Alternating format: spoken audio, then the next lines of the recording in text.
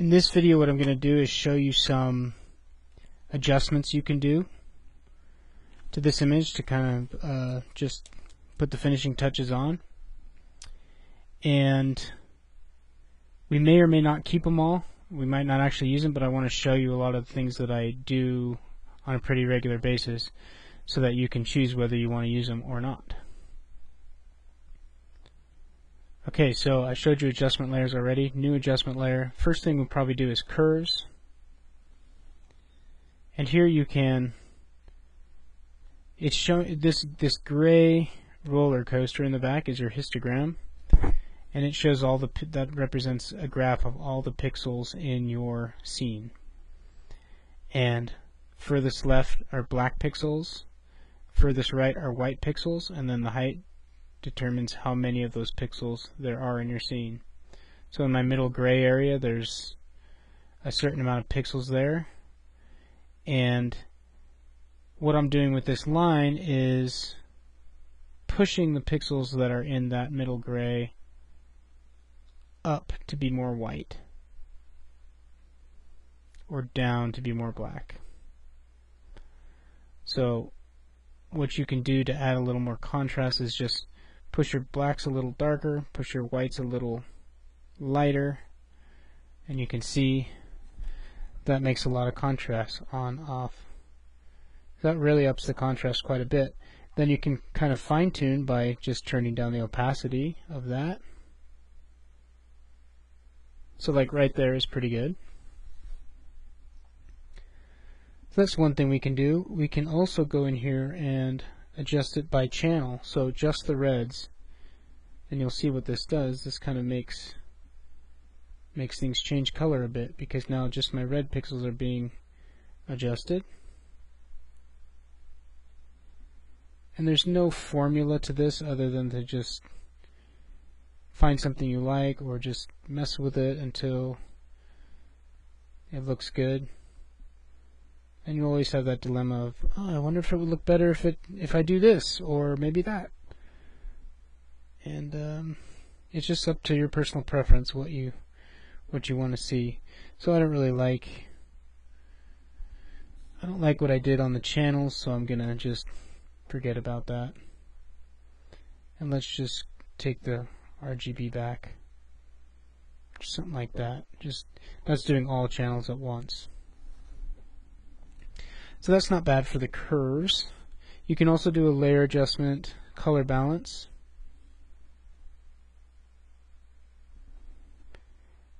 If you go into the highlights, we could make them more yellowy red, just warmer, and then the shadows could be cooler, maybe like that. I don't know, I kind of like that. Getting a little too much contrast now, so maybe I'll turn off that curves.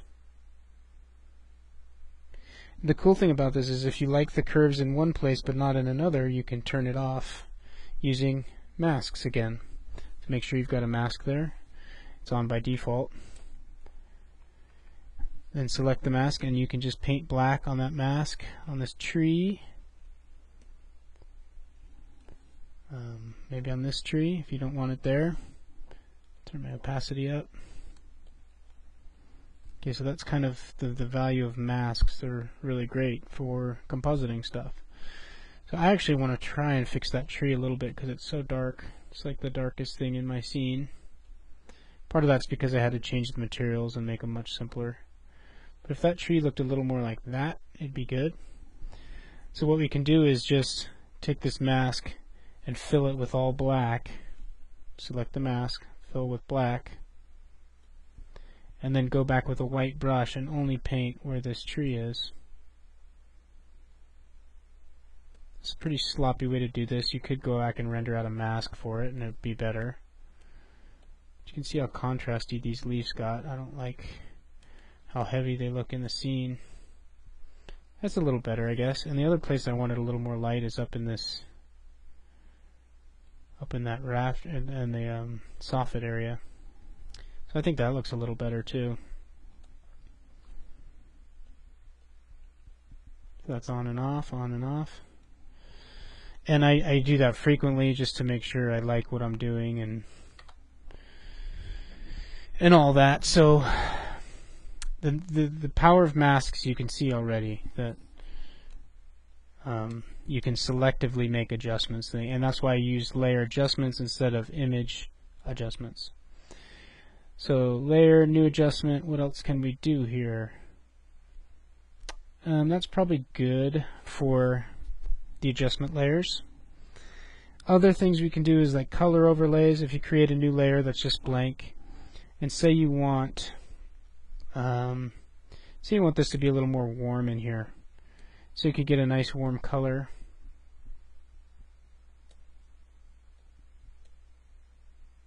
Something like that is kind of good for sunlight. And you can take and color some areas just pretty loosely where the sun's hitting directly, maybe. Definitely over there, right there. You get some of these branches. Those ones actually might not work. But then if you change it to overlay, you can see how that's really warming up those areas. So that's too much, obviously, but we can turn it down. Maybe somewhere right there is nice if you prefer. And then in the shadows, you could do the opposite. So the complementary color to this, something like a deep blue, something that kind of resembles the sky. And this can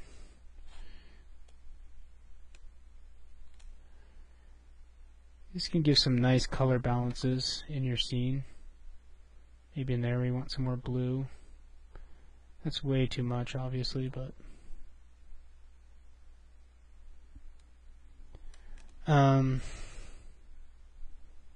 yeah, that's alright. You could even do something like this. Something I do fairly frequently is take that warm color again and go to your gradients tool.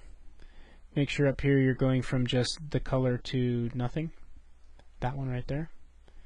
And just do something like this on a new blank layer. You can just overlay it. You can see how that kind of makes it look like the sun is glowing, almost like a lens flare coming in from that side. And then you could do the opposite, the complementary color coming in from the other side on a brand new layer again. So it's kind of cooler over here on this side of the image. And that's kind of exaggerated, obviously, but I don't know, it could be pleasing to the eye. It's up to personal preference. You might like it like that. One thing I didn't show you is these other channels we have. So we have the reflection channel. If we bring it up to the top, that's not going to work well, but if you put that to linear dodge or add, then it just adds it on top of itself. So that's basically doubling the reflection we had on all our objects. So sometimes you might want that. In this scene I don't. The refraction pass, which is here, show you some things you could do with that. Now if I added that to itself, then you can see inside better there. Now if you took a new layer adjustment, and took hue saturation and affect only this refraction layer, and go into there and hit colorize, make it real saturated, and let's make it like a warm color, something like that, as if there's lights on inside. I don't know if this will work on this scene, but on more dimly lit scenes it will. I just collapsed that hue saturation layer with the refraction pass by hitting Control E. But let's try and copy it a couple more times. Yeah, see, it's not really working here. But if this was a more dimly lit scene, like a dusk scene or something, you could make it look like there's lights on inside. That's kind of a cheap way to fake it. And you can maybe blur it so it looks glowy, as if this was a night scene. So just having those extra passes just gives you a little more control over things. I'm not going to keep that because it doesn't work for this scene, but I do that occasionally when I'm trying to make night scenes. Or you can, of course, just model what's inside and put real lights in there instead of faking it in Photoshop later.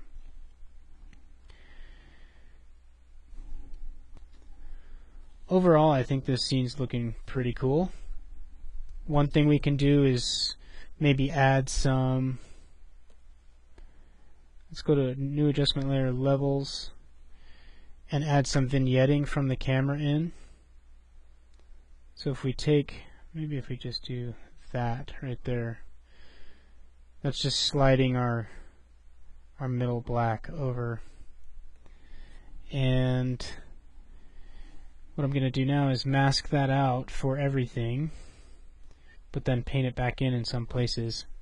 When you take pictures with a real camera, it sometimes makes the edges darker because of the shape of the lens and things like that and how much light it's letting in. So we can kind of recreate that by creating a mask like that. And what that does too is kind of draw your eye to the center of the image where we have our house. And then we can, the last thing we will do here is sharpen the image. Now remember, I told you Control-Alt-Shift-E, all those buttons together, will make a copy of all these layers and put it onto its own layer. If we put that on soft light blending mode, and these blending modes, I can't go through what all these do, but you've seen the ones I use frequently, and you just need to kind of play with them and use trial and error to figure out what you like with them, because they all do slightly different things. But I'm using soft light here, and that basically adds contrast to the whole scene, which looks kind of nice. Then you can go to Filter, Other, High Pass, and this is just a sharpening technique. All it's doing is sharpening the image. Now in real time you can see there how it's going to affect your image. So there it's like really sharp, way too sharp. I don't know though, that kind of looks nice.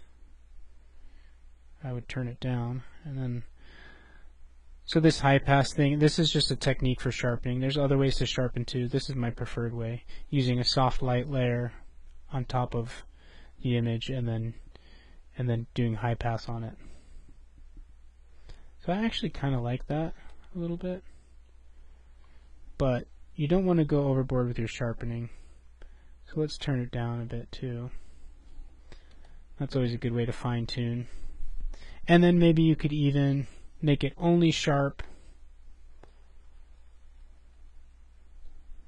in the middle and mask out the edges so that they're not so sharp, so that again your eye is drawn to the center.